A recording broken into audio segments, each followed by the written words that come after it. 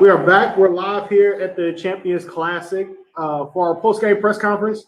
I'm your host, Madre Allen from the Love the Game podcast, and we're here with Mount Vernon.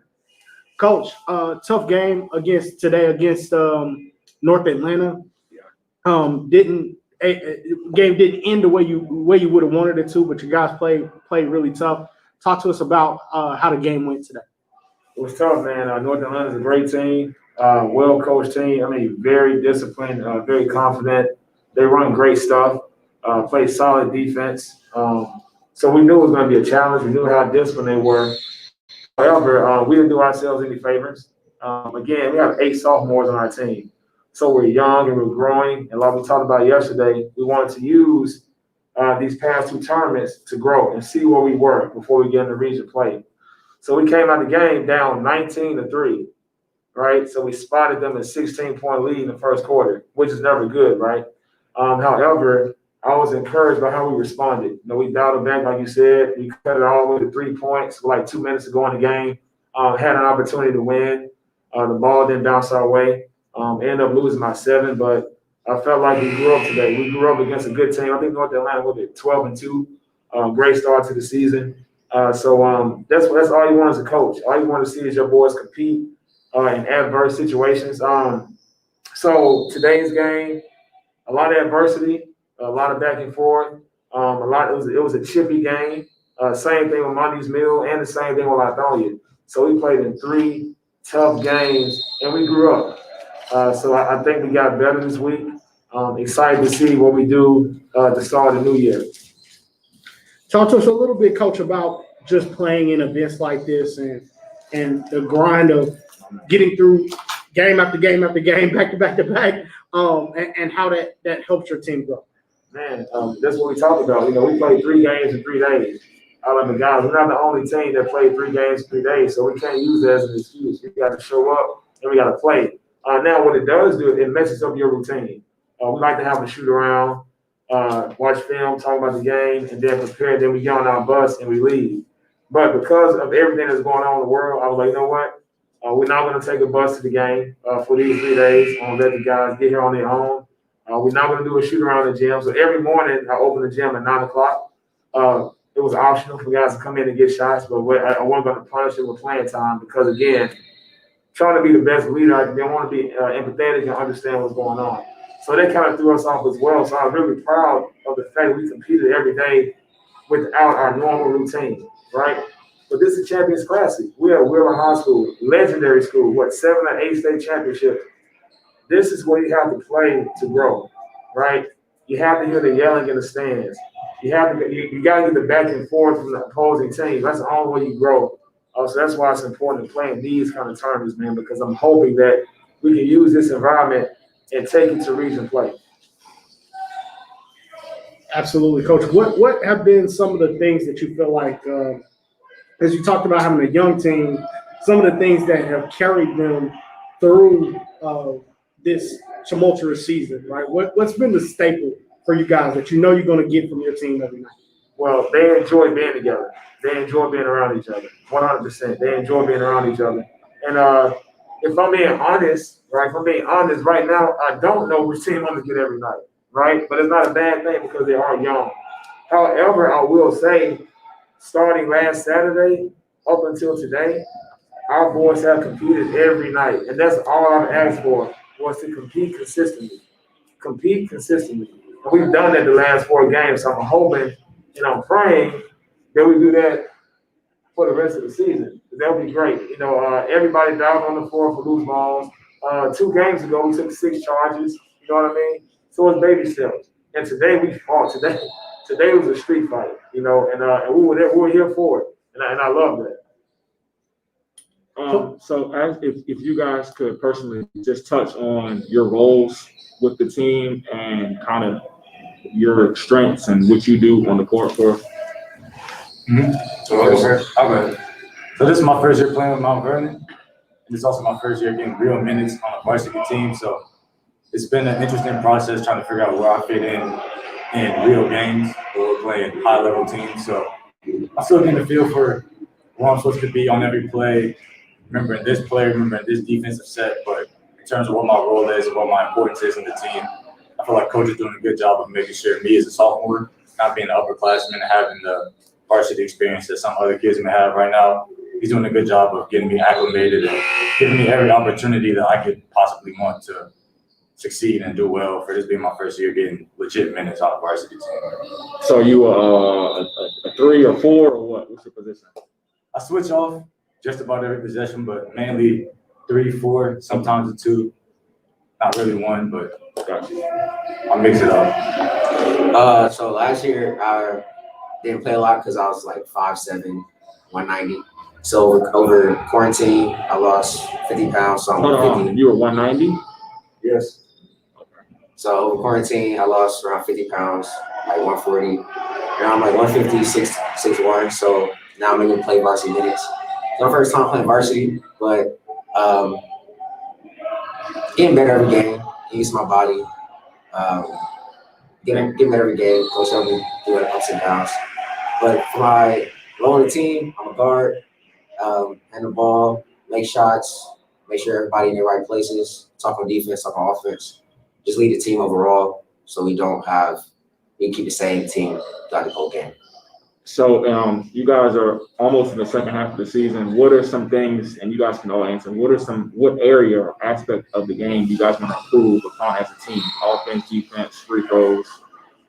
As a team, just being the same team every night, have consistency over that. Also, talk on defense, make sure everybody know their assignments.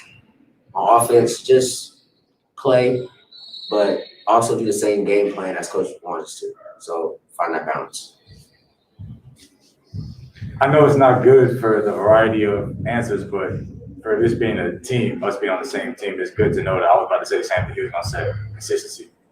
That's exactly what I was going to say, being the same team every night and that team being ready to go to battle. Being disciplined. Coach? Yeah, so discipline, yes. And from the discipline standpoint, if we don't want to talk straight basketball, the number one thing we're struggling with is turnovers. Unforced turnovers. It's not like a team presses us and we throw the ball away, lose the ball. It's us doing it to ourselves. A lot of mental lapses. Literally throw the ball away or get a charge, right? That's always considered a turnover as well. Today, we lost by 7. We were down 16 to start the game. We had 20 turnovers. You cut that to 8 or 9, we may have an opportunity to win the game. So a couple of games, we won the game. We won the game by 20 2 days ago. It had 29 turnovers. We won the game by 20 and had 29 turnovers. And the other team only had like 7 steals. So it's not like we can't dribble, right? It's mental. So discipline, absolutely. But, when you have 8 sophomores, that's what you're going to get. So that's something I have to live with every day and try to continue to push them and continue to go over it in practice because we have too many guards that can handle the rock. I'm missing one guard right now, but it shouldn't matter. You know what I mean? So, but these are all things that can be fixed. You know what I'm saying? So it's like not upset at all because we're playing a good brand of basketball and we're still working hard to get there. Like they said, they know, right? Consistency, discipline, right? These are 2 sophomores talking. So if we can fix that a year from now, year and a half from now, I think we have a great team. 100%. Let's talk about some of that. You mentioned playing without a guard. We know Chase Clemens has been out with some knee issues. A highly talented prospect, but I want to hear about some of the things that are happening with some of these other guys without him on the floor, having to step up and kind of fill that void. What are some of the things you feel like that they're learning in that experience? Man, look, yesterday, my big man, Keith, he had 26 points, 19 rebounds, and 4 blocks. All right. My point guard, Sincere, had 13 points yesterday and like 4 assists. AJ, he had 10 points and 4 assists yesterday. Today, Kenny hits 3 threes. He scores 11. I think he had like 6 or 7 rebounds. Cam Jasper, one of my other guards, he had 12 points yesterday. I think he had 12 points again today. So everybody's chipping in. Everybody's stepping up. And that's all I can ask for, right? And our bench has been turned up. They're loud, they're aggressive, they're pushing their teammates. Everybody's getting after it. Like I said, And Keith has dove on the floor twice over the past 2 or 3 games. Before a 6'8", 245-pound big to dive on the floor, that says a lot about buy-in. It says a lot about buy-in. So, I mean, it's been great to see people step up. I mean, Chase hasn't been here since 5 or 6 games. I think he's missing the last 5 games, and we've gone 3-2. You know, and against tough competition. So it says a lot about the growth of our team, the growth of our players individually. And Chase, that's 15 points a game right there. Sometimes 25, sometimes 30. You know. What's up next for you guys, Coach? What's the next mountain that you feel like that these guys have to understand how to climb? I know going into region play, outside of, we understand being disciplined and giving that effort. But what's one thing that you would like to see these guys be able to do going into your region that's going to help them win games? So I'll make it very clear. Basketball is a win-loss game, right? It's a win-loss game. But I try not to put a lot of emphasis on it. However, what I will say, the kind of game we had tonight, these are the kind of games we got to win. We need one of these wins to put ourselves over the hump so we can truly believe that we belong as far as one of the best teams in single A private, because we are. I know we are, but we have to prove it to ourselves by winning a tough game. Once we win a tough game, I think they'll change everything. So we got to focus on the small, basic things to prepare ourselves for that moment. We were there today. We were there. But you can't be down 19-3. Can't do it. Because when you're down 19-3, you're either not prepared, and I know they were prepared, or you weren't mentally ready. And that's a problem. So we got to fix that. We got to fix that with every game. We got a lot of opportunities. I mean, our region is loaded like we talked about yesterday. So, and we also playing Meadow Creek on MLK. So we're not, as I'll say, we don't run from smoke at all. You ain't ducking that smoke. Because you can't. You know what I mean? If you want to be the best, you got to be the best. That's what Ric Flair always say anyway. So, I mean, yeah, that's we have a lot of stepping stones ahead of us. So we just knock down 1 or 2 of those stones. I think we'll be where we need to be in between our ears. Coach, I want to ask you something I haven't had a chance to ask. We know single A private has been St. Francis, Green Forest. Right. Those guys have kind of dominated. And here you've been building something special here at Mount Vernon year after year, a little better every year. Where do you feel like your program is in relationships to those powerhouses that have kind of dominated single A private for so long? I mean, it's a work in progress. I mean, the reality is I have so much respect for those programs because what I always tell my guys, St. Francis, they were Mount Vernon at one point. They didn't just wake up and they were state champions, right? Green Forest, they're great year in and year out, but hey, they had one team had to do it. You know what I mean? So I keep asking them, at what point are you guys going to say, we're going to be the group that puts Mount Vernon on the map? Because guess what? All it takes is one great season. After that one great season, everybody feels like they belong.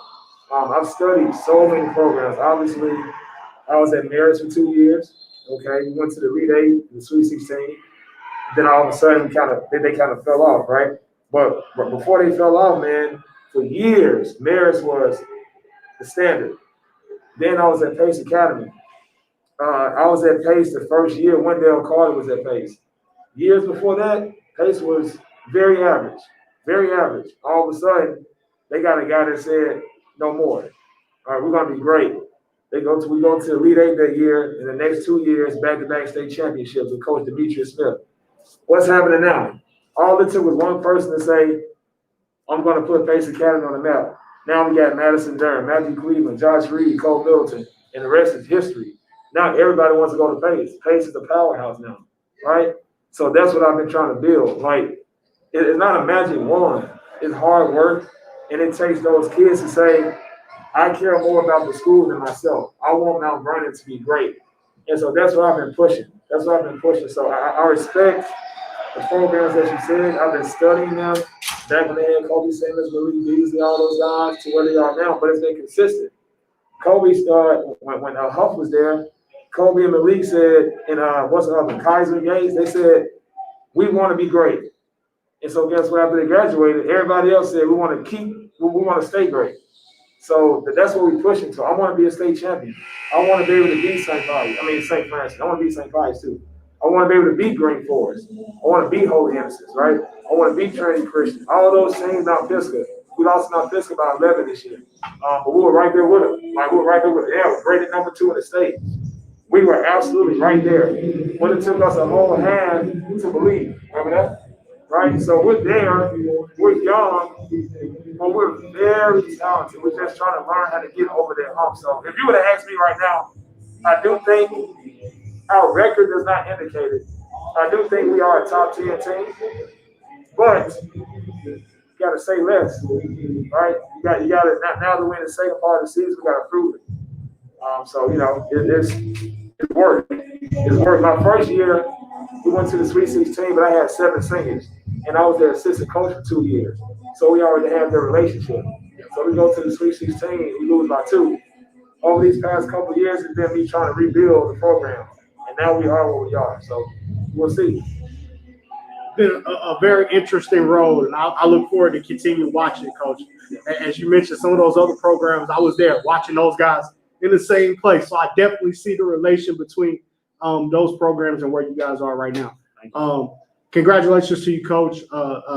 As you said, the record may not indicate it, but we see the talent that you have and how good you guys are becoming. So congratulations to you, Coach, on what you built and moving forward to this season. Appreciate you. Appreciate you guys here.